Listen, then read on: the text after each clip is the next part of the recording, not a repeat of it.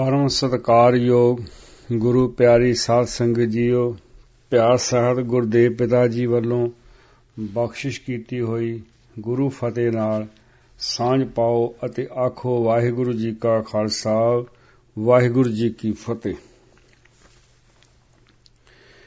ਅਗਿਆਨ ਪੂਜਾ ਪੁਸਤਕ ਵਿੱਚੋਂ ਹੁਣ ਜੋ ਵਿਚਾਰ ਕੀਤੀ ਜਾ ਰਹੀ ਹੈ ਉਹ ਹੈ ਮਨੁੱਖਾ ਜਨਮ, ਸਿੱਖ ਮਤ ਤੇ 84 ਲੱਖ ਜੂਨਾ।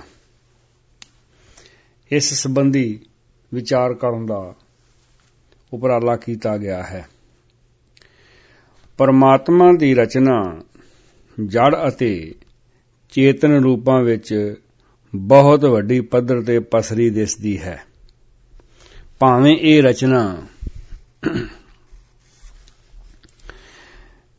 ਜੀਵਨ ਰਹਿਤ ਰੂਪ ਵਿੱਚ ਹੈ, ਭਾਵੇਂ ਜੀਵਨ ਭਰਪੂਰ ਰੂਪ ਵਿੱਚ ਹੈ, ਮੁੱਢਲੇ ਤੌਰ ਤੇ ਇਹ ਸਾਰੀ ਸੱਤਿਆ ਪਰਮੇਸ਼ਰ ਦੀ ਹੈ। ਕਾਦਰ ਦੀ ਕੁਦਰਤ ਦੇ ਵੱਖੋ ਵੱਖਰੇ ਅੰਗਾਂ ਵਿੱਚ ਬਾਹਰਲਾ ਰੂਪ ਵੱਖਰਾ ਹੋਣ ਦੇ ਬਾਵਜੂਦ ਮੂਲ ਰੂਪ ਵਿੱਚ ਪਰਮਾਤਮਾ ਦੀ ਜੋਤ ਕੁਦਰਤ ਦੇ ਹਰ ਅੰਗ ਵਿੱਚ ਸਮਾਨ ਰੂਪ ਵਿੱਚ ਪਸਰੀ ਮਹਿਸੂਸ ਹੁੰਦੀ ਹੈ। ਇਸ ਤਰ੍ਹਾਂ ਸਾਰੀ ਕੁਦਰਤ ਅੰਦਰ ਪਰਮਾਤਮਾ ਤੋਂ ਬਿਨਾਂ ਹੋਰ ਕੁਝ ਵੀ ਨਜ਼ਰ ਨਹੀਂ ਆਉਂਦਾ। ਸਭ ਗੋਬਿੰਦ ਹੈ, ਸਭ ਗੋਬਿੰਦ ਹੈ, ਗੋਬਿੰਦ ਬਿਨ ਨਹੀਂ ਕੋਈ। ਆਖ ਕੇ ਸੰਸਾਰ ਦੇ ਜ਼ਰੇ ਜ਼ਰੇ ਵਿੱਚ ਪਰਮਾਤਮਾ ਦੀ ਜੋਤ ਰਮੀ ਹੋਈ ਦੇਖੀ ਹੈ। ਸਾਰਾ ਸੰਸਾਰ ਉਸੇ ਪਰਮਾਤਮਾ ਦੀ ਹੋਂਦ ਹੈ, ਉਸ ਦੇ ਨਿਯਮਾਂ ਦੁਆਰਾ ਬਣ ਰਿਹਾ ਹੈ ਤੇ ਹੁਕਮ ਦੁਆਰਾ ਹੀ ਉਸ ਵਿੱਚ ਸਮਾਉਂਦਾ ਜਾ ਰਿਹਾ ਹੈ। ਪ੍ਰਭੂ ਦੇ ਹੁਕਮ ਅੰਦਰ ਉਸ ਦੇ ਨਿਯਮਾਂ ਨੂੰ ਸਮਝਦਿਆਂ ਸੰਸਾਰ ਤਰੱਕੀ ਦੀਆਂ ਲੀਹਾਂ ਤੇ ਆ ਗਿਆ ਹੈ। ਸੰਸਾਰ ਦਾ ਵਿਕਾਸ ਹੋਇਆ ਹੈ, ਮਨੁੱਖ ਦਾ ਵੀ ਵਿਕਾਸ ਹੋਇਆ ਹੈ। ਪਾਣੀ ਅਤੇ ਹਵਾ ਨੂੰ ਵਿਕਾਸ ਦਾ ਮੁੱਢ ਦੱਸਿਆ ਹੈ। ਸਭ ਤੋਂ ਪਹਿਲਾਂ ਜੀਵ ਪਾਣੀ ਵਿੱਚ ਪੈਦਾ ਹੋਇਆ ਹੈ। ਹੌਲੀ ਹੌਲੀ ਇਸ ਦਾ ਵਿਕਾਸ ਹੋਇਆ ਹੈ। ਜੀਵ ਜੰਤੂ ਬਣਦੇ ਗਏ। ਮਨੁੱਖ ਕਾਦਰ ਦੀ ਕੁਦਰਤ ਦਾ ਖੂਬਸੂਰਤ ਨਮੂਨਾ ਹੈ। ਰਾਗ ਗੌੜੀ ਗਵਾਰੇਰੀ ਅੰਦਰ ਗੁਰੂ ਅਰਜਨ ਪਾਤਸ਼ਾਹ ਜੀ ਦਾ ਸ਼ਬਦ ਲੈ ਕੇ ਜਨਮ ਪ੍ਰਾਪਤ ਸਿੱਖ ਧਰਮ 84 ਲੱਖ ਜੂਨਾਂ ਦਾ ਜੋ ਕਨਸੈਪਟ ਹੈ ਉਸ ਨੂੰ ਅਸੀਂ ਸਮਝਣ ਦਾ ਯਤਨ ਕਰਾਂਗੇ। ਭਈ ਕਈ ਜਨਮ ਪਏ ਕੀਟ ਪਤੰਗਾ, ਕਈ ਜਨਮ ਗਜਮੀਨ ਕੁਰੰਗਾ, ਕਈ ਜਨਮ ਪੰਖੀ ਸਰਪ ਹੋਇਓ, ਕਈ ਜਨਮ ਹੈਵਰ ਬ੍ਰਿਖ ਜੋਇਓ, ਮਿਲ ਜਗਦੀਸ਼ ਮਿਲਨ ਕੀ ਬਰੀਆ, ਚਿਰੰਕਾਲ ਇਹ ਦੇਹ ਸੰਜਰੀਆ ਰਹਾਉ। ਕਈ ਜਨਮ ਸੈਲ ਗਿਰ ਕਰਿਆ, ਕਈ ਜਨਮ ਗਰਭ ਹਿਰ ਖਰਿਆ, ਕਈ ਜਨਮ ਸ਼ਾਖ ਕਰ ਉਪਾਇਆ, ਲੱਖ 84 ਜੋਨ ਪਰਮਾਇਆ। ਸਾਧ ਸੰਗ ਭਇਓ ਜਨਮ ਪ੍ਰਾਪਤ, ਕਰ ਸੇਵਾ ਭਜ ਹਰ ਹਰ ਗੁਰਮਤਿ। ਤਿਆਗ ਮਾਨ ਝੂਠ ਅਭਿਮਾਨ, ਜੀਵਤ ਮਰੈ ਦਰਗਾਹ ਪਰਵਾਨ। ਜੋ ਕੁਛ ਹੋਆ ਸੋ ਤੁਝ ਤੇ ਹੋਗ, ਔਰ ਨਾ ਦੂਜਾ ਕਰਨਾ ਜੋਗ। ਤਾਂ ਮਿਲਿਆ ਜਾਂ ਲਹਿ ਮਿਲਾਏ, ਕਹੋ ਨਾਨਕ ਹਰ ਹਰ ਗੁਣ ਗਾਏ। ਸ਼ਬਦ ਦੀ ਰਹਾਉ ਦੀ ਤੁਕ ਅੰਦਰ ਮਨੁੱਖੀ ਜੀਵਨ ਪਰਮਾਤਮਾ ਦੇ ਮਿਲਾਪ ਲਈ ਨਿਰਧਾਰਤ ਕੀਤਾ ਗਿਆ ਹੈ। ਕਿਸੇ ਬੀਜ ਨੂੰ ਜ਼ਮੀਨ ਵਿੱਚ ਬੀਜ ਦਿੱਤਾ ਜਾਏ ਤਾਂ ਉਹ ਫਲੀ ਭੂਤ ਹੁੰਦਾ ਹੈ। ਫਿਰ ਫਲ ਪੱਕ ਕੇ ਤਿਆਰ ਹੋ ਜਾਂਦਾ ਹੈ। ਪੱਕੇ ਹੋਏ ਫਲ ਨੂੰ ਮਨੁੱਖ ਖਾ ਜਾਂਦਾ ਹੈ। ਬੀਜ ਦਾ ਬੀਜਣਾ, ਉਸ ਦਾ ਪੱਕ ਜਾਣਾ ਤੇ ਮਨੁੱਖ ਤੀਕ ਪਹੁੰਚ ਜਾਣਾ ਉਸ ਦੀ ਮੰਜ਼ਿਲ ਸਫਲ ਹੈ। ਮਨੁੱਖ ਨੇ ਆਪਣੇ ਜੀਵਨ ਅੰਦਰ ਚੰਗਾ ਮਨੁੱਖ ਬਣ ਕੇ ਜ਼ਿੰਦਗੀ ਦੀ ਸਿਖਰ ਤੇ ਪਹੁੰਚਣਾ ਹੈ। ਵਿਗਿਆਨੀ ਸਮਝਦਾ ਹੈ ਕਿ ਮਨੁੱਖ ਦਾ ਜੀਵਨ ਬਾਕੀ ਜੂਨਾਂ ਦੇ ਬਾਅਦ ਵਿੱਚ ਬਣਿਆ ਹੈ। ਸਾਇੰਸ ਇਸ ਨੂੰ ਕਰਮ ਵਿਕਾਸ ਆਖਦੀ ਹੈ। ਕੁਦਰਤੀ ਨਿਯਮਾਂ ਦੁਆਰਾ ਮਨੁੱਖ ਹੋਂਦ ਵਿੱਚ ਆਇਆ ਹੈ। ਆਦਮੀ ਮਨੁੱਖੀ ਸਰੀਰ ਵਿੱਚ ਹੁੰਦਾ ਹੋਇਆ ਆਪਣਾ ਸੁਭਾਅ ਤੇ ਕਰਮ ਬਦਲਣ ਲਈ ਕਦੀ ਵੀ ਤਿਆਰ ਨਹੀਂ ਹੁੰਦਾ। ਕਈ ਵਾਰੀ ਇਹ ਵੀ ਸੁਣਨ ਨੂੰ ਮਿਲਦਾ ਹੈ ਤਾਂ ਇਹ ਬੰਦਾ ਕਰਮ ਪਰ ਕੰਮ ਬਾਂਦਰਾਂ ਵਾਲੇ ਕਰਦਾ ਹੈ। ਮਨੁੱਖ ਹੁੰਦਾ ਹੋਇਆ ਵੀ ਪਸ਼ੂ ਬਿਰਤੀ ਵਿੱਚ ਬੈਠਾ ਹੈ। ਜਿੰਨਾ ਚਿਰ ਕਿਸੇ ਦੇ ਗੁਣਾਂ ਬਾਰੇ ਗਿਆਨ ਨਾ ਹੋਵੇ ਅਸੀਂ ਉਸ ਵਸਤੂ ਦਾ ਪੂਰਾ ਲਾਭ ਨਹੀਂ ਉਠਾ ਸਕਦੇ। ਮਨੁੱਖੀ ਜੀਵਨ ਤਾਂ ਹੈ ਪਰ ਪੂਰਾ ਲਾਭ ਨਹੀਂ ਉਠਾ ਰਹੇ। ਰਹਾਉ ਦੀਆਂ ਤੁਕਾਂ ਹਨ।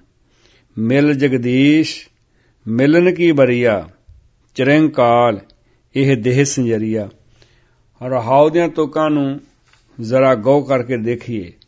ਮਿਲ ਜਗਦੀਸ਼ ਮਿਲਨ ਕੀ ਬਰੀਆ ਚਿਰੰਕਾਲ ਇਹ ਦੇਹ ਸੰਜਰੀਆ। ਪਰਮਾਤਮਾ ਨੂੰ ਮਿਲਣ ਦੀ ਵਾਰੀ ਹੈ। ਚਿਰਾਂ ਉਪਰੰਤ ਤੈਨੂੰ ਜੀਵਨ ਮਿਲਿਆ ਹੈ। ਦੇਹ ਸੰਜਰੀਆ ਸਰੀਰ ਮਿਲਿਆ।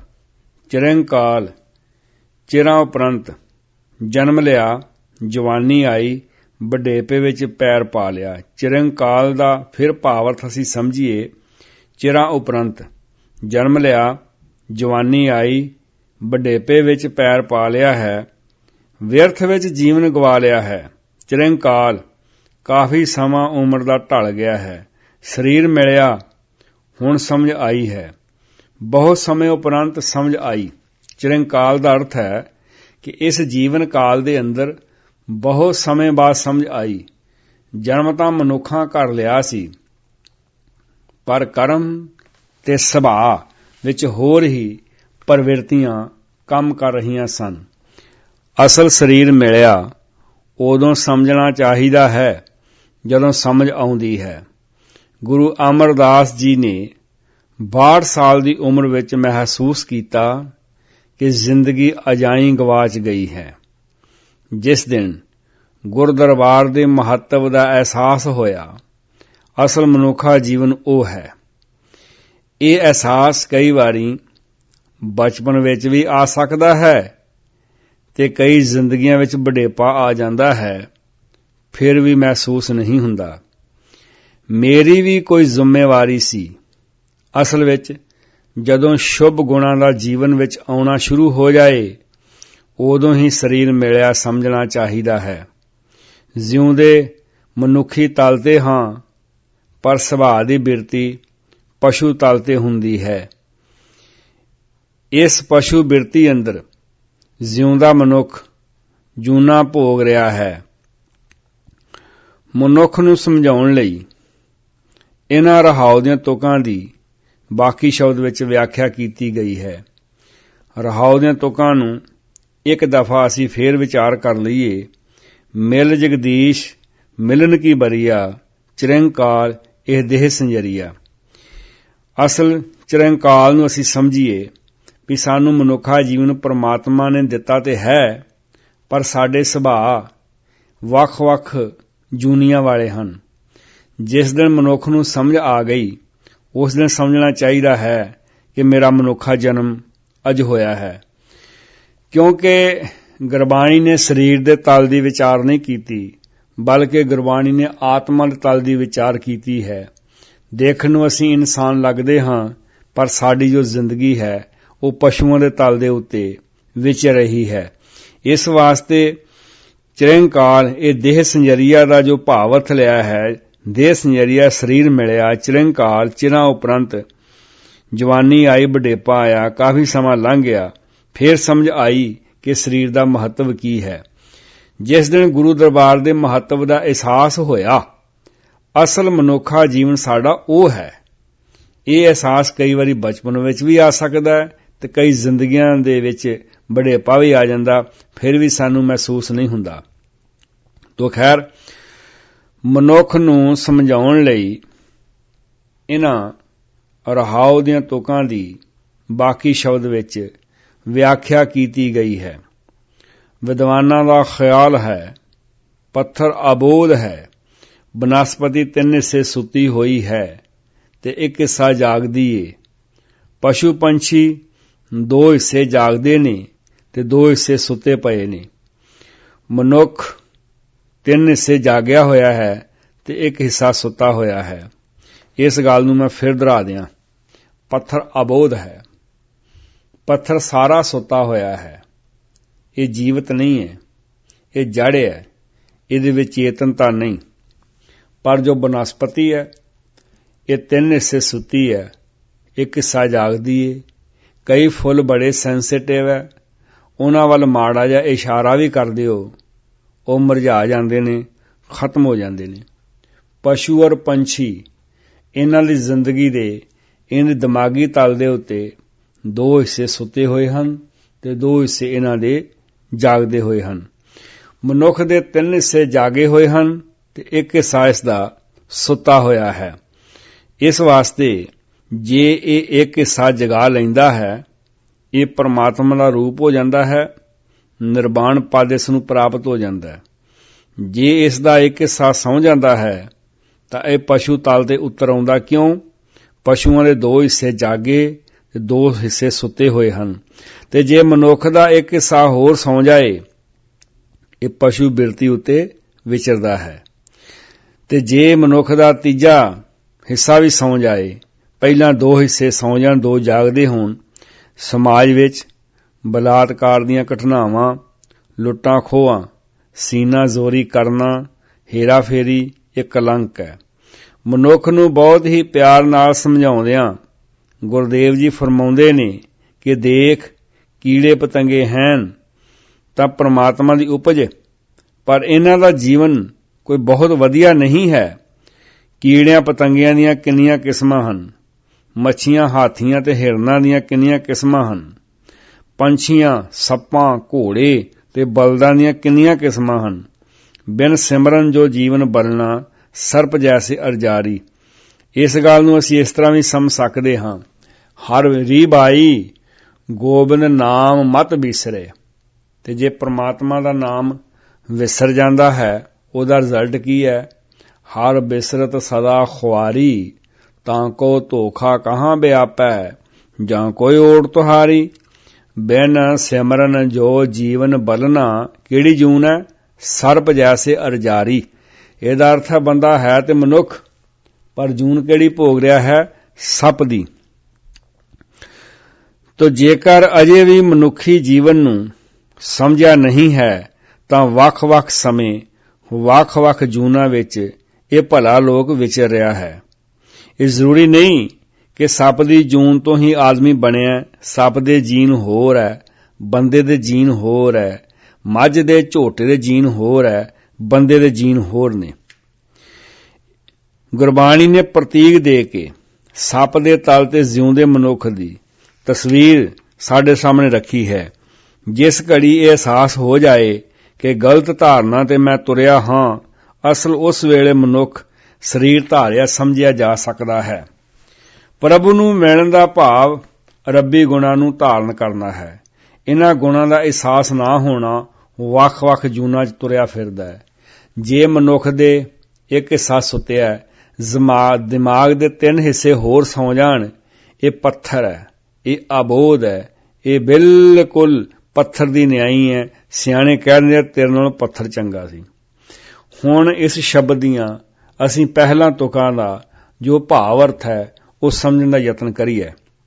ਕਈ ਜਨਮ ਭਏ ਕੀਟ ਪਤੰਗਾ, ਕਈ ਜਨਮ ਗਜਮੀਨ ਕੁਰੰਗਾ, ਕਈ ਜਨਮ ਪੰਖੀ ਸਰਪ ਹੋਇਓ, ਕਈ ਜਨਮ ਹੈਵਰ ਬ੍ਰਿਖਜ ਹੋਇਓ। ਕਈ ਜਨਮ ਪਤੰਗਿਆਂ ਦੇ ਹਨ, ਹਾਥੀ, ਘੋੜਿਆਂ, ਬਲਦਾਂ ਤੇ ਮੱਛੀਆਂ ਦੀਆਂ ਕਈ ਕਿਸਮਾਂ ਦੀਆਂ ਜੂਨਾਂ ਹਨ। ਇਹ ਸਾਰੀ ਪਰਮਾਤਮਾ ਦੀ ਰਚਨਾ ਹੈ। ਇੱਕ ਤਲ ਤੇ ਅਸੀਂ ਇਹਨਾਂ ਜੂਨਾਂ ਨੂੰ ਮਾੜਾ ਨਹੀਂ ਕਹਿ ਸਕਦੇ। ਸਿਖਾਏ ਹੋਏ ਕੁੱਤੇ ਮਨੁੱਖ ਦੀਆਂ ਮਾੜੀਆਂ ਕਰਤੂਤਾਂ ਨੂੰ ਲੱਭ ਲੈਂਦੇ ਹਨ। ਵਿਕਸਿਤ ਦੇਸ਼ਾਂ ਦੇ ਏਅਰਪੋਰਟ ਦੇ ਕੁੱਤੇ ਸੁੰਘ ਕੇ ਦੱਸ ਦਿੰਦੇ ਹਨ ਕਿ ਇਸ ਮਨੁੱਖ ਦੇ ਬੈਗ ਅੰਦਰ ਮਨੁੱਖ ਨੂੰ ਮਾਰਨ ਵਾਲੀ ਘਾਤਕ ਵਸਤੂ ਡਰੱਗਜ਼ ਹੈ। ਮੈਂ ਨਿਊਜ਼ੀਲੈਂਡ ਵਿਸਾਖੀ ਦੇ ਕਥਾ ਕਰਨ ਵਾਸਤੇ ਗਿਆ। ਏਅਰਪੋਰਟ ਤੇ ਉਤਰਿਆ ਤੇ ਇਮੀਗ੍ਰੇਸ਼ਨ ਜਿੱਥੇ ਚੈਕਿੰਗ ਹੋ ਰਹੀ ਸੀ, ਉੱਥੇ ਇੱਕ ਅਫਸਰ ਕੁੱਤੇ ਲੈ ਕੇ ਆਇਆ। ਕੁੱਤੇ ਨੇ ਮੇਰੇ ਬੈਗ ਨੂੰ ਸੁੰਘਿਆ, ਪਰੇ ਹੋ ਗਿਆ। ਅਫਸਰ ਕਹਿਣ ਲੱਗਾ ਜਾਓ। ਮੇਰੇ ਕਹਿਣ ਦਾ ਭਾਵ ਕੁੱਤੇ ਦੇ ਸੁੰਘਣ ਤੇ ਹੀ ਮੇਰੇ ਬੈਗ ਨੂੰ ਅਫਸਰ ਨੇ ਫੋਲਿਆ ਨਹੀਂ। ਇਹਨਾਂ ਦੇ ਰਹਿਣ ਸਹਿਣ ਦੀ ਸੁਵਿਧਾ ਸਾਡੇ ਲੁਧਿਆਣੇ ਸ਼ਹਿਰ ਦੇ ਪੁਲਾਂ ਥੱਲੇ ਰਹਿਣ ਵਾਲੇ ਮਨੁੱਖਾਂ ਨਾਲੋਂ ਕਿਤੇ ਬਿਹਤਰ ਹੈ। ਤਸਵੀਰ ਦੇ ਦੂਸਰੇ ਪਾਸੇ ਭਾਰਤ ਅੰਦਰ ਸੜਕਾਂ ਦੇ ਕਿਨਾਰਿਆਂ ਤੇ ਪੁਲਾਂ ਥੱਲੇ ਖੁੱਲ੍ਹੇ ਮੈਦਾਨ, ਖੁੱਲ੍ਹੀ ਛੱਤ ਦੇ ਹੇਠ ਤੱਪਣਾਂ ਤੇ ਸੁੱਤੇ ਮਨੁੱਖ ਆਮ ਦੇਖੇ ਜਾ ਸਕਦੇ ਹਨ। ਜ਼ਿੰਦਗੀ ਦੀਆਂ ਮੁੱਢਲੀਆਂ ਸਹੂਲਤਾਂ ਪ੍ਰਾਪਤ ਤਾਂ ਕੀ ਕਰਨੀਆਂ ਹਨ ਵਿਚਾਰਿਆਂ ਨੇ। ਇਹਨਾਂ ਵਿਚਾਰਿਆਂ ਨੇ ਤਾਂ ਦੇਖੀਆਂ ਵੀ ਨਹੀਂ ਹੋਣੀਆਂ। ਰੱਬੀ ਰਚਨਾ ਨੂੰ ਅਸੀਂ ਮਾੜਾ ਨਹੀਂ ਕਹਿ ਸਕਦੇ। ਇਹ ਸਾਰੀਆਂ ਜੂਨਾਂ ਕਿਸੇ ਨਿਯਮ ਦੇ ਆਧਾਰਿਤ ਸਾਕਾਰ ਹੋਈਆਂ ਹਨ। ਸ਼ਹਿਰਾਂ ਦੇ ਆਲੇ ਦੁਆਲੇ ਝੌਂਪੜੀਆਂ ਬਣਾ ਕੇ ਰਹਿ ਰਹੇ ਮਨੁੱਖ ਕੀੜਿਆਂ ਮਕੌੜਿਆਂ ਨਾਲੋਂ ਵੀ ਬਦਤਰ ਜੀਵਨ ਬਿਤਾ ਰਹੇ ਹਨ। ਇਹਨਾਂ ਤੁਕਾਂ ਵਿੱਚ ਪਰਮਾਤਮਾ ਦੀ ਰਚਨਾ ਕਈ ਪ੍ਰਕਾਰ ਦੀਆਂ ਜੂਨਾਂ ਵਿੱਚ ਰਚੀ ਹੋਈ ਹੈ। ਇਹ ਜੂਨਾਂ ਅੱਧੀਆਂ ਜਾਗਦੀਆਂ, ਅੱਧੀਆਂ ਸੁੱਤੀਆਂ ਹੋਈਆਂ ਹਨ। ਮਨੁੱਖ ਨਾਲੋਂ ਵਿਕਸਿਤ ਹਨ। ਕਈ ਜੂਨਾਂ ਇਹਨਾਂ ਵਿੱਚੋਂ ਮਨੁੱਖ ਨਾਲੋਂ ਵੀ ਵਿਕਸਿਤ ਹਨ। ਇਸ ਲਈ ਇਸ ਨੂੰ ਸਾਰੀਆਂ ਜੂਨਾਂ ਦਾ ਸਰਦਾਰ ਮੰਨਿਆ ਗਿਆ ਹੈ। ਮਨੁੱਖ ਇਹਨਾਂ ਜੂਨਾਂ ਨਾਲੋਂ ਵਿਕਸਿਤ ਹੈ ਤੇ ਕਈ ਜੂਨਾਂ ਮਨੁੱਖ ਨਾਲੋਂ। ਜੇ ਕੁੱਤੇ ਦੀ ਬੰਤਰ ਨਾ ਦੇਖੀ ਜਾਵੇ, ਕੁੱਤੇ ਦਾ ਸੁਭਾਅ, ਕੁੱਤੇ ਦੀ ਸੁੰਘਣ ਸ਼ਕਤੀ, ਕੁੱਤੇ ਦਾ ਰਹਿਣ ਸਹਿਣ ਤੇ ਮਨੁੱਖ ਨਾਲੋਂ ਵਿਕਸਿਤ ਹੀ ਕਹਾਂਗੇ ਅਸੀਂ। ਜਿਹੜੇ ਸਾਡੇ ਮੁਲਕ ਅੰਦਰ ਤੱਪਣਾਂ ਦੇ ਸੌਂ ਰਹੇ ਨੇ, ਵਿਚਾਰਿਆਂ ਨੂੰ ਖਾਣ ਲਈ ਵੀ ਪ੍ਰਾਪਰ ਸਬਜ਼ੀ ਰੋਟੀ ਨਹੀਂ ਮਿਲ ਰਹੀ ਤੇ ਇਹਨਾਂ ਕੁੱਤਿਆਂ ਦੀ ਜਿਹੜੀ ਖੁਰਾਕ ਹੈ ਉਹ ਤੇ ਹਜ਼ਾਰਾਂ ਡਾਲਰ ਖਰਚ ਕੀਤੇ ਜਾ ਰਹੇ ਨੇ। ਫਿਰ ਵਿਕਸਿਤ ਹੀ ਕਹਾਂਗੇ ਅਸੀਂ। ਚਲੋ ਇੰਜ ਕਿਹਾ ਜਾਵੇ ਵੀ ਮਨੁੱਖ ਸਰਦਾਰ ਹੈ ਨਾ ਜੂਨਾਂ ਦਾ। ਆਵਰ ਜੂਨ ਤੇਰੀ ਪਨਹਾਰੀ, ਇਸ ਧਰਤੀ ਮੈਂ ਤੇਰੀ ਸਰਦਾਰੀ। ਤੈਨੂੰ ਇਹਨਾਂ ਜੂਨਾਂ ਦਾ ਸਰਦਾਰ ਮੰਨਿਆ, ਮੰਨ ਲੈਨੇ ਆ, ਮੰਨਣ ਵਿੱਚ ਕੋਈ ਹਰਜ ਨਹੀਂ। ਇਹਨਾਂ ਜੂਨਾਂ ਦਾ ਤੈਨੂੰ ਸਰਦਾਰ ਮੰਨਿਆ ਹੈ। ਇਹ ਤਾਂ ਗੁਰੂ ਸਾਹਿਬ ਜੀ ਨੇ ਸਾਨੂੰ ਸਮਝਾਇਆ ਹੈ। ਬੰਦਿਆ ਦੇਖ, ਤੈਨੂੰ ਪਰਮਾਤਮਾ ਨੇ ਚੰਗਾ ਪਰਿਵਾਰ ਦਿੱਤਾ ਹੈ, ਤੈਨੂੰ ਪਰਮਾਤਮਾ ਨੇ ਚੰਗਾ ਘਰ ਦਿੱਤਾ ਹੈ, ਤੂੰ ਸਾਰੀਆਂ ਜੂਨਾਂ ਦਾ ਸਰਦਾਰ ਹੈ। ਕੀੜੇ ਵਿਚਾਰੇ ਗੰਦੀਆਂ ਥਾਵਾਂ ਤੇ ਰਹਿ ਰਹੇ ਹਨ। ਤੈਨੂੰ ਨੇਕ ਕਰਮ ਕਰਕੇ, ਨੇਕ ਸੁਭਾਅ ਬਣ ਕੇ ਆਲਾ ਦਰਜੇ ਦਾ ਮਨੁੱਖ ਬਣਨਾ ਚਾਹੀਦਾ ਸੀ, ਪਰ ਤੂੰ ਬਣ ਨਹੀਂ ਸਕਿਆ।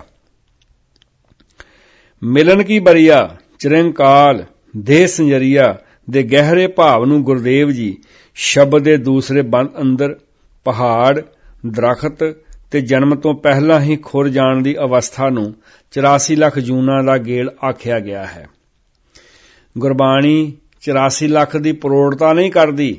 ਇਸ ਦਾ ਅਰਥ ਬੇਅੰਤ ਜੂਨਾਂ ਹਨ, ਕਰੋੜਾਂ ਵੀ ਹੋ ਸਕਦੀਆਂ ਨੇ।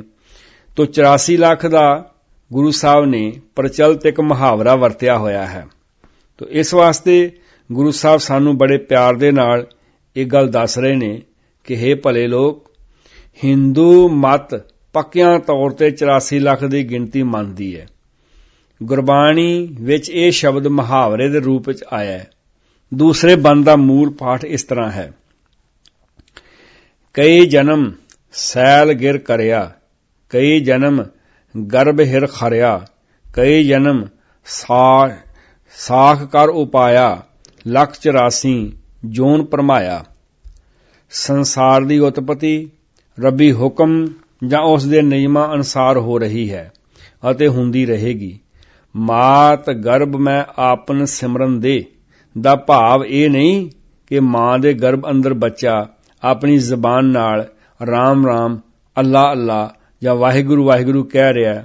ਬੱਚਾ ਦੇ ਵਿਚਾਰਾ ਬੋਲਦਾ ਹੀ ਉਦੋਂ ਆ ਜਦੋਂ ਮਾਂ ਤੋਂ ਜਨਮ ਲੈ ਕੇ ਦਾਈ ਉਸ ਨੂੰ ਹਿਲਾਉਂਦੀ ਹੈ ਔਰ ਬੱਚਾ ਲੇਰ ਮਾਰਦਾ ਹੈ, ਬੱਚੇ ਦੀ ਫਿਰ ਜ਼ੁਬਾਨ ਚੱਲਦੀ ਹੈ, ਫਿਰ ਜ਼ੁਬਾਨ ਚੱਲਣ ਤੇ ਵੀ ਸਾਲ ਡੇਢ ਸਾਲ ਬਾਅਦ ਜਾ ਕੇ ਬੋਲਦਾ, ਉਹਦੇ ਸਵਾਸ ਚੱਲਦੇ ਨੇ।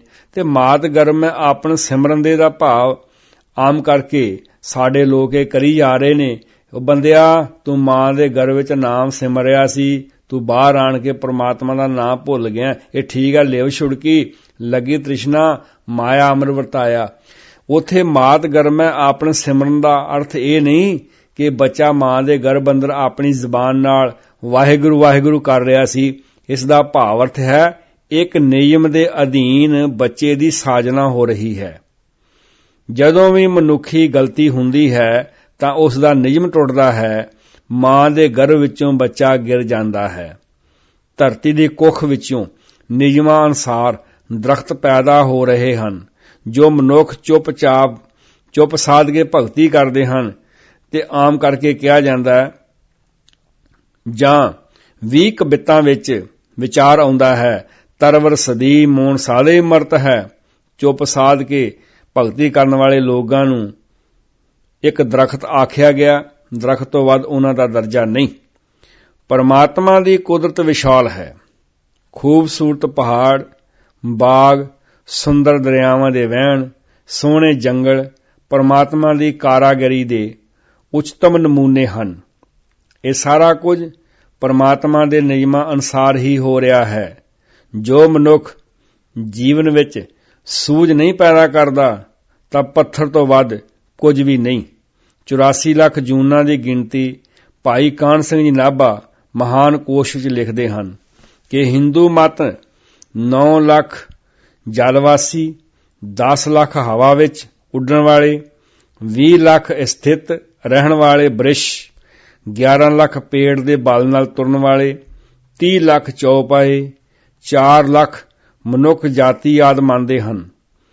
ਜੈਨ ਮਤ ਵਾਲਿਆਂ ਨੇ 7 ਲੱਖ ਪ੍ਰਿਥਵੀ, 7 ਲੱਖ ਜਲ ਦੇ ਵਿੱਚ, 7 ਲੱਖ ਹਵਾ 'ਚ ਉੱਡਣ ਵਾਲੇ, 7 ਲੱਖ ਅਗਨ, 10 ਲੱਖ ਕੰਧ ਮੂਲ ਖਾਣ ਵਾਲੇ, 14 ਲੱਖ ਝਾੜੀ ਬ੍ਰਿਸ਼, 2 ਲੱਖ 1 ਇੰਦਰੀਆਂ ਵਾਲੇ, 2 ਲੱਖ 3 ਇੰਦਰੀਆਂ ਵਾਲੇ, 4 ਲੱਖ ਦੇਵਤੇ, 5 ਲੱਖ ਨਰਕ ਦੇ ਜੀਵ, 14 ਲੱਖ ਮਨੁੱਖ ਜਾਤੀ ਦੇ, 4 ਲੱਖ ਉਪਾਏ, 4 ਲੱਖ ਚੌਪਾਏ ਆਦਿ ਆਪਣੇ ਢੰਗ ਨਾਲ ਇਹਨਾਂ ਨੇ ਗਿਣਤੀ ਕੀਤੀ ਹੋਈ ਹੈ।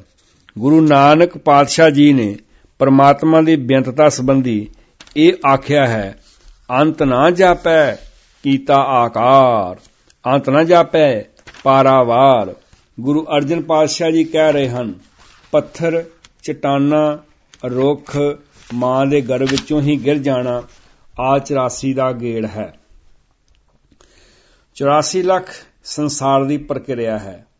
ਅੱਜ ਦਾ ਵਿਗਿਆਨੀ ਕੁਦਰਤੀ ਵਾਤਾਵਰਣ ਨੂੰ ਤਰਜੀਹ ਦੇ ਰਿਹਾ ਹੈ। ਕੁਦਰਤੀ ਵਾਤਾਵਰਣ ਅੰਦਰ ਮਨੁੱਖ ਦੀ ਸਹਾਇਤਾ ਲਈ ਰੁੱਖ, ਪਹਾੜਾਂ ਦਾ ਹੋਣਾ, ਦਰਿਆਵਾਂ ਦਾ ਹੋਣਾ ਜ਼ਰੂਰੀ ਹੈ।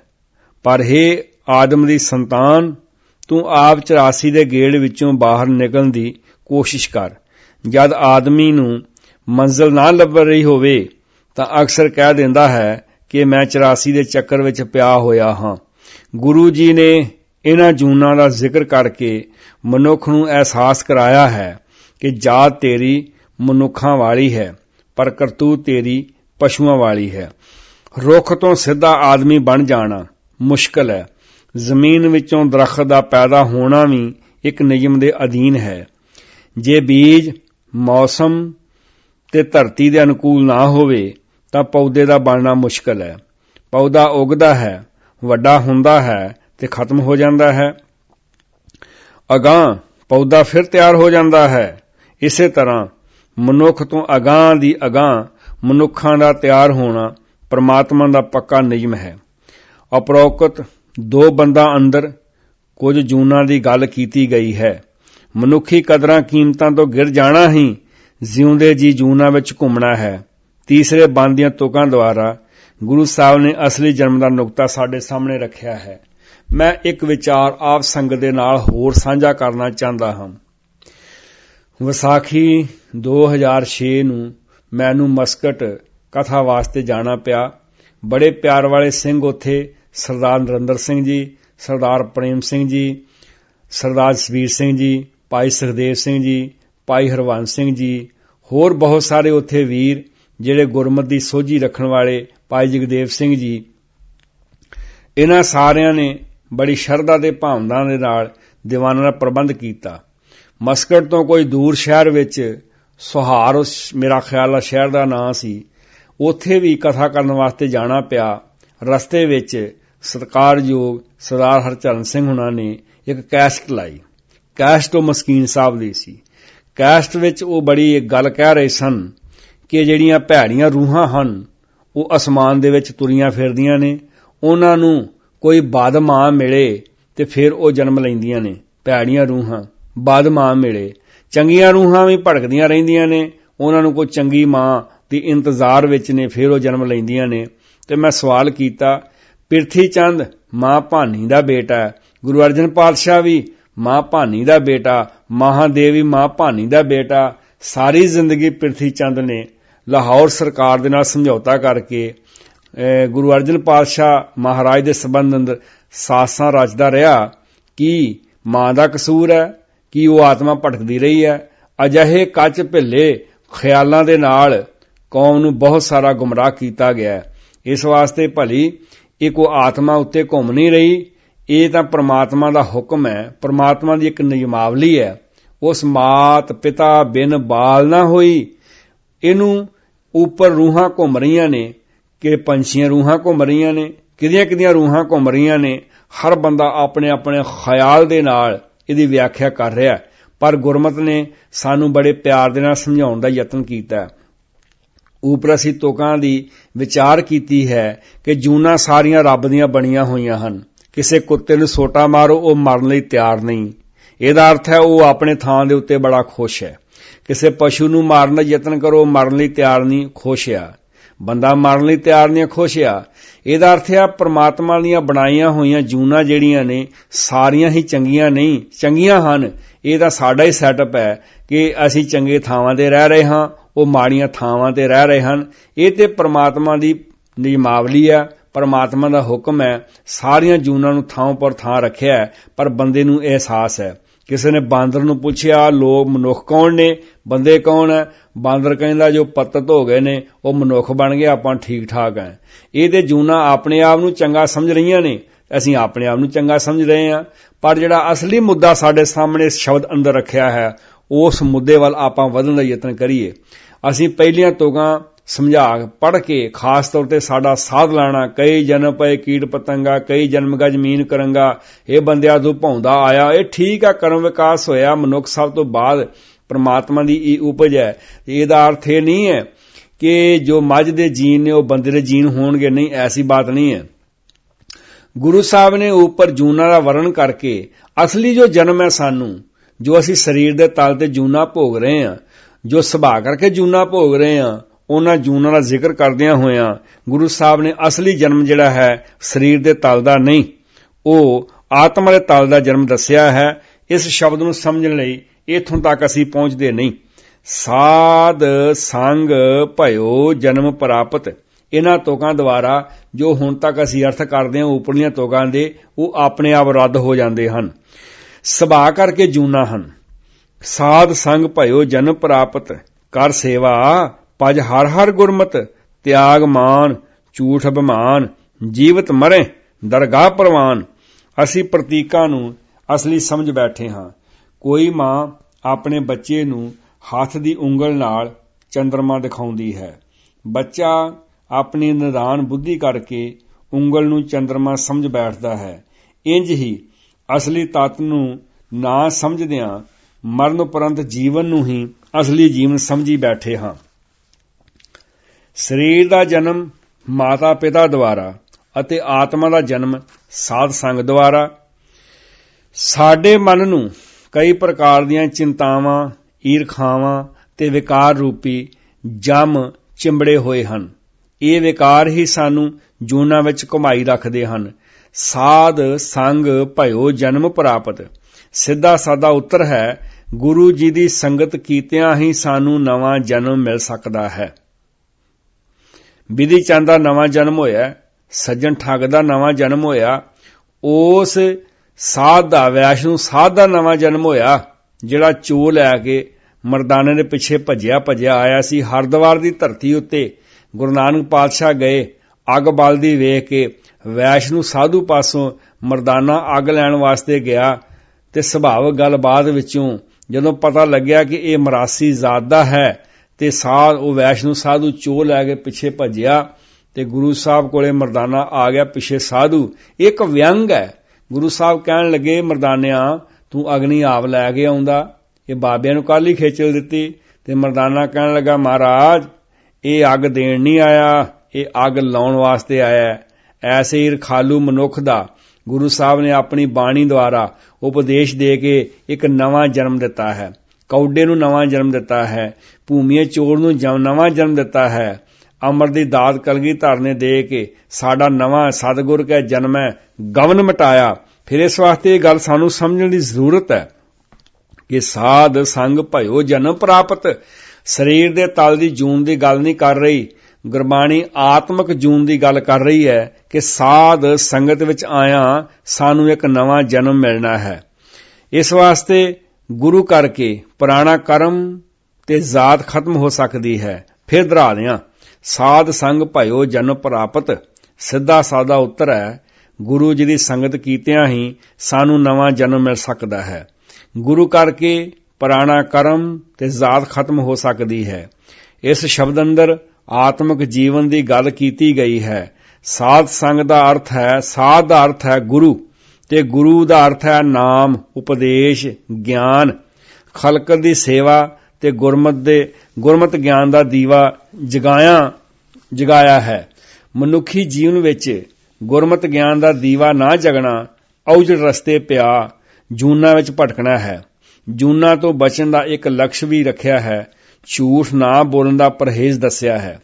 ਮਾਨ ਤੇ ਅਭਿਮਾਨ ਤੋਂ ਉੱਪਰ ਉੱਠਣ ਲਈ ਗੁਰਮਤਿ ਦਾ ਲਕਸ਼ ਦਰਸਾਇਆ ਗਿਆ ਹੈ। ਜੀਵਤ ਮਰੈ ਦਰਗਾਹ ਪ੍ਰਵਾਨ, ਇਸ ਸ਼ਬਦ ਵਿੱਚ ਕੈਸਾ ਭਾਵ ਅਰਥ ਰੱਖਿਆ ਹੈ ਗੁਰੂ ਮਹਾਰਾਜ ਨੇ, ਕੈਸਾ ਸਾਨੂੰ ਸਮਝਾਇਆ ਹੈ। ਕਰ ਸੇਵਾ ਭਜ ਹਰ ਹਰ ਗੁਰਮਤਿ, ਗੁਰੂ ਦੀ ਦੱਸੀ ਹੋਈ ਮਰਿਆਦਾ ਅਨੁਸਾਰ, ਨਿਯਮਾਵਲੀ ਅਨੁਸਾਰ ਤੂੰ ਸੇਵਾ ਕਰਨੀ ਹੈ ਤੇ ਪਰਮਾਤਮਾ ਦੇ ਨਾਮ ਨੂੰ ਹਿਰਦੇ ਵਿੱਚ ਵਸਾਉਣਾ ਤੇ ਨਾਲ ਕਰਨਾ ਕੀ ਆ? ਤਿਆਗ ਮਾਨ ਝੂਠ ਅਭਿਮਾਨ। ਤਿੰਨ ਚੀਜ਼ਾਂ ਛੱਡਣੀਆਂ ਨੇ। ਕਿਹੜੀਆਂ? ਮਾਨ, ਝੂਠ ਤੇ ਅਭਿਮਾਨ। ਜੀਵਤ ਮਰੇ ਦਰਗਾਹ ਪ੍ਰਵਾਨ। ਆ ਵੇਖੋ, ਦਰਗਾਹ ਇਸ ਧਰਤੀ ਉੱਤੇ ਹੈ, ਦਰਗਾਹ ਸਾਡੇ ਮਨ ਵਿੱਚ ਹੈ। ਜਿਉਂਦੇ ਜੀਵ ਵਿਕਾਰਾਂ ਵੱਲੋਂ ਆਪਣੇ ਮਨ ਨੂੰ ਮਾਰ ਕੇ ਅਸੀਂ ਪ੍ਰਵਾਨਗੀ ਪ੍ਰਾਪਤ ਕਰਨੀ ਹੈ। ਇਸ ਵਾਸਤੇ ਜੀਵਤ ਮਰੈ ਦਰਗਾਹ ਪ੍ਰਵਾਨ 84 ਲੱਖ ਜੂਨਾਂ ਦੇ ਸਰਦਾਰ ਨੂੰ ਉੱਚ ਆਦਰਸ਼ ਮਿਥਿਆ ਗਿਆ ਹੈ। 84 ਲੱਖ ਜੂਨਾਂ ਦੇ ਸਰਦਾਰ ਦਾ ਇਹ ਉੱਚਾ ਆਦਰਸ਼ ਮਿਥਿਆ ਗਿਆ ਹੈ। ਇਸ ਬੰਦ ਅੰਦਰ ਇੱਕ ਨਵੇਂ ਜਨਮ ਨੂੰ ਤਜਵੀਜ਼ ਕੀਤਾ ਗਿਆ ਹੈ। ਦਰਗਾਹ ਪ੍ਰਵਾਨ ਚੜ੍ਹਨ ਦੀ ਪ੍ਰਤਿੱਗਿਆ ਕੀਤੀ ਗਈ ਹੈ। ਜਿਉਂਦਿਆਂ ਅਸੀਂ ਵਿਕਾਰਾਂ ਨੂੰ ਖਤਮ ਨਹੀਂ ਕਰਦੇ ਤਾਂ ਜੂਨਾਂ ਵਿੱਚ ਘੁੰਮ ਰਹੇ ਹੁੰਦੇ ਹਾਂ। ਜਦੋਂ ਸੰਸਾਰ ਵਿੱਚ ਬਲਾਤਕਾਰ ਰੇਪ ਦੀਆਂ ਘਟਨਾਵਾਂ ਵਾਪਰਦੀਆਂ ਨੇ, ਕਹਿਣਾ ਪਏਗਾ ਇਹ ਬੰਦਾ ਹਾਥੀ ਦੇ ਤਲ ਦੇ ਉੱਤੇ ਵਿਚਰ ਰਿਹਾ। ਜਦੋਂ ਲਾਲਚ ਕਰਕੇ ਭਰਾ ਦਾ ਕਤਲ ਕਰਦਾ ਤੇ ਕਹਿਣਾ ਪਏਗਾ ਕੁੱਤੇ ਦੀ ਜੂਨ ਭੋਗ ਰਿਹਾ। ਸ਼ੈਤਾਨੀਆਂ ਕਰ ਰਿਹਾ, ਕਹਿਣਾ ਪਏਗਾ ਬਾਂਦਰ ਦੀ ਜੂਨ ਭੋਗ ਰਿਹਾ। ਤੋ ਇਸ ਵਾਸਤੇ ਗੁਰੂ ਸਾਹਿਬ ਸਾਨੂੰ ਸਮਝਾ ਰਹੇ ਨੇ ਕਿ ਗੁਰੂ ਜੀ ਨੇ ਅਸਲੀ ਜੀਵਨ ਜਨਮ ਦੀ ਪ੍ਰਾਪਤੀ ਗੁਰੂ ਦੇ ਗਿਆਨ ਨੂੰ ਪ੍ਰਾਪਤ ਕਰਕੇ ਰੋਜ਼ਮਰਾ ਦੀ ਜ਼ਿੰਦਗੀ ਵਿੱਚ ਢਾਲਣ ਲਈ ਆਖਿਆ ਹੈ। ਜਿਉਂਦਿਆਂ ਅਸੀਂ ਵਿਕਾਰਾਂ ਨੂੰ ਖਤਮ ਨਹੀਂ ਕਰਦੇ ਤਾਂ ਜੂਨਾਂ ਵਿੱਚ ਘੁੰਮ ਰਹੇ ਹਾਂ।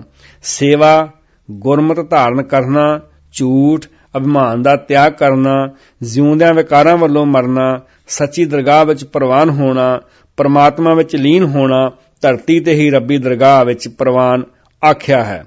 ਸਦੀਆਂ ਤੋਂ ਬ੍ਰਾਹਮਣ ਨੇ ਪੇਟ ਪੂਰਤੀ ਦਾ ਸਾਧਨ ਪੂਜਾ ਰੱਖਿਆ ਹੈ।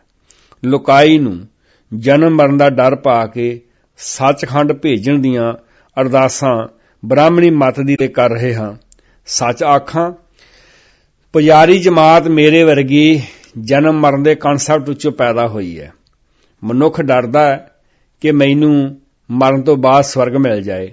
ਪੁਜਾਰੀਆਂ ਨੇ ਦੇਖਿਆ ਮਨੁੱਖ ਦੀ ਕਮਜ਼ੋਰੀ ਹੈ, ਕਰੋ ਪ੍ਰਾਰਥਨਾਵਾਂ ਇਹਨਾਂ ਵਾਸਤੇ, ਕਰੋ ਬੇਨਤੀਆਂ ਇਹਨਾਂ ਵਾਸਤੇ, ਲੋਕ ਸਾਨੂੰ ਦਾਨ ਦੇਣ ਤੇ ਇਹਨਾਂ ਨੂੰ ਅਗਲੀ ਜੂਨ ਜਿਹੜੀ ਹੈ ਚੰਗੀ ਮਿਲ ਜਾਏ। ਜਿਵੇਂ ਪੁਜਾਰੀ ਜਿਹੜੇ ਨੇ ਇਹ ਰਾਖਵੀਆਂ ਸੀਟਾਂ ਰੱਖ ਕੇ ਆਏ ਹੋਣ, ਜਿਵੇਂ ਇਹਨਾਂ ਨੂੰ ਸਾਡੇ ਨੂੰ ਬਹੁਤਾ ਪਤਾ ਹੋਵੇ। ਤੋ ਸਦੀਆਂ ਤੋਂ ਪੁਜਾਰੀ ਬ੍ਰਾਹਮਣ ਨੇ ਸਮੇਤ ਸਾਡੇ ਪ੍ਰਚਾਰਕਾਂ ਦੇ ਪੇਟ ਪੂਰਤੀ ਦਾ ਸਾਧਨ ਪੂਜਾ ਰੱਖਿਆ ਹੈ। ਕੀ ਮਾੜਾ ਇਹ ਲੋਕਾਂ ਨੂੰ ਕਹਿਣ ਲਈ ਕਿ ਭਈ ਤੂੰ ਨਰਕਾਂ 'ਚ ਪਏ, ਬਚਣ ਵਾਸਤੇ ਦਾਨ ਪੁੰਨ ਕਰ, ਤੇ ਵਿਚਾਰੇ ਲੋਕ ਕਿਰਤ ਕਮਾਈਆਂ 'ਚੋਂ ਦਾਨ ਪੁੰਨ ਡਰਦੇ ਹੀ ਕਰੀ ਜਾ ਰਹੇ ਨੇ, ਤੇ ਸਾਨੂੰ ਡਰ ਪਾਉਂਦਿਆਂ ਕੀ ਤਕਲੀਫ ਆ ਬਈ। ਇਸ ਵਾਸਤੇ ਸਾਹ ਲਾਣੇ ਵੀ ਨੇ ਬੜਾ ਡਰ ਪਾਇਆ ਹੈ ਕਿ ਭਾਈ ਨਰਕਾਂ ਆ ਨਰਕ ਤੇ ਸਵਰਗ ਇਸ ਧਰਤੀ ਉੱਤੇ ਹੈ। ਗੁਰਬਾਣੀ ਇਹਨਾਂ ਚੀਜ਼ਾਂ ਨੂੰ ਰੱਦ ਕਰ ਰਹੀ ਹੈ।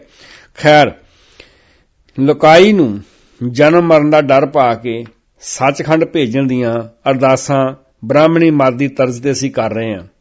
ਜਦੋਂ ਪਾਦਰੀਆਂ ਨੇ ਇਹ ਗੱਲ ਕਹੀ ਕਿ 30 ਦਿਨਾਰ ਦਿਓ, ਤੁਹਾਡੇ ਪਾਪ ਬਖਸ਼ੇ ਜਾਣਗੇ ਤੇ ਤੁਹਾਨੂੰ ਸਵਰਗ ਦੀ ਪ੍ਰਾਪਤੀ ਹੋਏਗੀ, ਤੇ ਮਾਰਥਨ ਲੂਥਰ ਨੇ ਇਹਦਾ ਵਿਰੋਧ ਕੀਤਾ ਸੀ। ਉਸ ਬੰਦੇ ਤੇ ਵੀ 92 ਐਲੀਗੇਸ਼ਨ ਲਾਏ ਗਏ ਸੀ, ਤੂੰ ਸਾਡੇ ਸਨਮੁਖ ਪੇਸ਼ ਹੋ, ਤੈਨੂੰ ਸਜ਼ਾ ਦੇਵਾਂਗੇ, ਤੂੰ ਹੁਕਮ ਦੀ ਅਦੂਲੀ ਕੀਤੀ ਹੈ। ਖੈਰ, ਪੁਜਾਰੀਵਾਦ ਜਿੰਨਾ ਵੀ ਹੈ ਉਹ ਜਨਮ ਮਰਨ ਦੇ ਗੇੜ ਵਿੱਚੋਂ ਪ੍ਰਗਟ ਹੋਇਆ ਤੇ ਲੋਕਾਂ ਨੂੰ ਡਰਾਇਆ। ਗੁਰੂ ਸਾਹਿਬ ਨੇ ਸਾਨੂੰ ਬੜੇ ਪਿਆਰ ਨਾਲ ਸਮਝਾਇਆ ਕਿ ਭਲੇ ਸਾਧ ਸੰਗ ਭਇਓ ਜਨਮ ਪ੍ਰਾਪਤ, ਕਰ ਸੇਵਾ ਪਜ ਹਰ ਹਰ ਗੁਰਮ। ਤੈਨੂੰ ਡਰਨ ਦੀ ਲੋੜ ਕੋਈ ਨਹੀਂ ਮਰਨ ਤੋਂ ਬਾਅਦ ਦੀ। ਅੱਜ ਵਾਲਾ ਜਿਹੜਾ ਤੇਰਾ ਜੀਵਨ ਹੈ ਇਹਨੂੰ ਸਵਾਰਨ ਦਾ ਯਤਨ ਕਰ। ਤੋ ਇਸ ਵਾਸਤੇ ਗੁਰਬਾਣੀ ਦੀ ਵਡਿਆਈ ਤੇ ਨਿਰਮਲ ਪੰਥ ਨੂੰ ਬ੍ਰਾਹਮਣ ਦਾ ਪਿਛਲੱਗ ਬਣਾ ਕੇ ਸਮਝਣ ਦਾ ਯਤਨ ਕਰ। ਸ਼ਬਦ ਦੀਆਂ ਪਹਿਲੀਆਂ ਤੁਕਾਂ ਹਰ ਜਨਮ ਮਰਨ ਤੇ ਪੜ੍ਹ ਕੇ ਆਮ ਲੋਕਾਂ ਨੂੰ ਜੂਨਾਂ ਦਾ ਭੈ ਦੇਣ ਵਿੱਚ ਅਸੀਂ ਬ੍ਰਾਹਮਣੀ ਸੋਚ ਨੂੰ ਮਾਤ ਪਾ ਗਏ ਹਾਂ। ਸ਼ਬਦ ਦੇ ਅਸਲੀ ਆਦਰਸ਼ ਨੂੰ ਅੱਖੋਂ ਪਰੋਖੇ ਕਰ ਗਏ ਹਾਂ। ਅਖੀਰਲੀਆਂ ਤੁਕਾਂ ਅੰਦਰ ਗੁਰੂ ਜੀ ਰੱਬੀ ਰਚਨਾ ਦਾ ਜ਼ਿਕਰ ਕਰਕੇ ਗੁਣ ਗਾਉਣ ਨੂੰ ਆਖਦੇ ਹਨ। ਜੋ ਕਿਛ ਹੋਵਾ ਸੋ ਤੁਝ ਤੇ ਹੋਗ, ਅਵਰ ਨ ਦੂਜਾ ਕਰਨੇ ਜੋਗ, ਤਾਂ ਮਿਲੀਏ ਜਾਂ ਲੇਹ ਮਲਾਏ, ਕਹੋ ਨਾਨਕ ਹਰ ਹਰ ਗੁਣ ਗਾਏ। ਸੰਸਾਰ ਵਿੱਚ ਜੋ ਵੀ ਪੈਦਾ ਹੋਇਆ ਹੈ ਇਹ ਰੱਬੀ ਹੁਕਮ ਤੇ ਨਿਯਮ ਵਿੱਚ ਹੋਇਆ ਹੈ। ਰੁੱਖ, ਪੱਥਰ, ਦਰਿਆ, ਜੀਵ ਜੰਤੂ, ਗੱਲ ਕੀ ਹਰ ਹਰਕਤ ਤੁਝ ਤੇ ਹੋਗ ਕਰਕੇ ਬਿਆਨਿਆ ਹੈ। ਚੰਗੀਆਂ ਤੇ ਮਾੜੀਆਂ ਜੂਨਾਂ ਅਸਾਂ ਆਪ ਹੀ ਮਿਥ ਲਈਆਂ ਹਨ। ਅਵਰ ਨਾ ਦੂਜਾ ਕਰਨੇ ਜੋਗ, ਹੋਰ ਕੋਈ ਆਦਮੀ ਪ੍ਰਮਾਤਮਾ ਦੇ ਨਿਯਮ ਨਹੀਂ ਬਣਾ ਸਕਦਾ। ਤਾਂ ਮਿਲੀਏ ਜਾਂ ਲੇਹ ਮਲਾਏ, ਜੇਕਰ ਮਨੁੱਖ ਰੱਬੀ ਹੁਕਮ ਨੂੰ ਸਮਝ ਕੇ ਜੀਵਨ ਵਿੱਚ ਅਪਣਾ ਲੈਂਦਾ ਹੈ ਤਾਂ ਮਿਲੀਏ ਦੀ ਅਵਸਥਾ ਹੈ। ਆਪਣੇ ਆਪ ਨੂੰ ਬਦਲ ਲੈਂਦਾ ਹੈ, ਉਸ ਦੀ ਕਿਰਪਾ ਹੈ। ਗੁਣ ਗਾਏ ਤੇ ਸ਼ਬਦ ਦੀ ਸੰਪੂਰਨਤਾ ਕੀਤੀ ਗਈ ਹੈ। ਗੁਣ ਗਾਉਣ ਦਾ ਭਾਵ ਅਰਥ ਇਹ ਨਹੀਂ ਕਿ ਹਰ ਵੇਲੇ ਬੰਦਾ ਖੜਤਾਲਾਂ ਲੈ ਕੇ ਗਾਉਂਦਾ ਰਹੇ, ਗਲ 'ਚ ਢੋਲਕੀ ਪਾ ਕੇ ਗਾਉਂਦਾ ਰਹੇ, ਹੱਥ ਵਿੱਚ ਛੈਣੇ ਫੜ ਕੇ ਗਾਉਂਦਾ ਰਹੇ। ਨਹੀਂ, ਇਸ ਤਰ੍ਹਾਂ ਰੱਬ ਦੇ ਹੁਕਮ ਨੂੰ ਸਮਝਣਾ ਹੈ, ਫਿਰ ਜੀਵਨ ਵਿੱਚ ਢਾਲਣਾ ਹੈ। ਆਪਣੇ ਜੀਵਨ ਨੂੰ ਨਾ ਸਵਾਰਨ ਵਾਲਾ ਜੂਨਾਂ ਵਿੱਚ ਪਿਆ ਹੋਇਆ ਹੈ। ਗੁਰੂ ਗੋਬਿੰਦ ਸਿੰਘ ਮਹਾਰਾਜ ਜੀ ਦੇ ਇੱਕ ਕਵਿਤ ਅੰਦਰ, ਜੋ ਕਿ 20 ਕਵਿਤ ਸਿੱਖ ਮਿਸ਼ਨਰੀ ਕਾਲਜ ਲੁਧਿਆਣੇ ਵਾਲਿਆਂ ਨੇ ਛਾਪੇ ਹਨ, ਉਹਦੇ ਅੰਦਰ ਪਖੰਡੀਆਂ ਨੂੰ ਸੂਰ, ਗਧਾ, ਹਾਥੀ, ਮ੍ਰਿਗ, ਹੀਜੜਾ, ਬਾਂਦਰ ਤੇ ਦਰਖਤ ਕਰਕੇ ਬਿਆਨਿਆ ਹੈ। ਕਿਤੇ ਬਗਲਾ, ਕਿਤੇ ਬਿੱਲਾ, ਕਿਤੇ ਬਘਿਆੜ ਤੇ ਕਿਤੇ ਆਕਾਸ਼ ਵਿੱਚ ਉੱਡਣ ਵਾਲੀ ਸਮਰੱਥਾ ਰੱਖਣ ਵਾਲੇ ਨੂੰ ਪੰਛੀ ਆਖਿਆ। ਸਾਰਾ ਸੰਸਾਰ ਉਸ ਪ੍ਰਮਾਤਮਾ ਦੀ, ਉਸ ਕਰਤੇ ਦੀ ਕਿਰਤ ਹੈ। ਗੁਰੂ ਗਿਆਨ ਦੀ ਪ੍ਰਾਪਤੀ ਨੂੰ ਨਵੇਕਲਾ ਆਤਮਿਕ ਜਨਮ ਦੱਸਿਆ ਹੈ।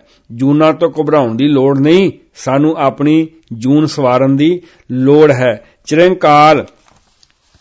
ਚਿਰੰਕਾਲ ਇਹ ਦੇਹ ਸੰਜਰੀਆ, ਮਿਲ ਜਗਦੀਸ਼ ਮਿਲਨ ਕੀ ਬਰੀਆ। ਚਿਰੰਕਾਲ ਇਹ ਦੇਹ ਸੰਜਰੀਆ ਦਾ ਭਾਵ ਅਰਥ ਸਾਨੂੰ ਚਿਰਾਂ ਬਾਅਦ ਸਮਝ ਆਈ ਕਿ ਮਨੁੱਖਾ ਜੀਵਨ ਦਾ ਮਹੱਤਵ ਕੀ ਹੈ। ਇਸ ਵਾਸਤੇ ਜੂਨਾਂ ਤੋਂ ਘਬਰਾਉਣ ਦੀ ਲੋੜ ਨਹੀਂ, ਇਹ ਤੇ ਪਰਮਾਤਮਾ ਦੀਆਂ ਪੈਦਾ ਕੀਤੀਆਂ ਹੋਈਆਂ ਹਨ ਹੁਕਮੀ ਹੋਣ ਆਕਾਰ। ਸਾਨੂੰ ਆਪਣਾ ਜੀਵਨ ਸਵਾਰਨ ਦੀ ਲੋੜ ਹੈ। ਗੁਰੂ ਦੇ ਵਿਚਾਰ ਨੂੰ, ਗੁਰੂ ਦੇ ਗਿਆਨ ਨੂੰ ਆਪਣੀ ਜ਼ਿੰਦਗੀ ਦਾ ਅੰਗ ਬਣਾਉਣਾ ਚਾਹੀਦਾ ਹੈ। ਭੁੱਲਾਂ ਚੁੱਕਾਂ ਦੀ ਖਿਮਾ ਪਿਆਰਿਓ। ਵਾਹਿਗੁਰੂ ਜੀ ਕਾ ਖਾਲਸਾ, ਵਾਹਿਗੁਰੂ ਜੀ ਕੀ ਫਤਿਹ।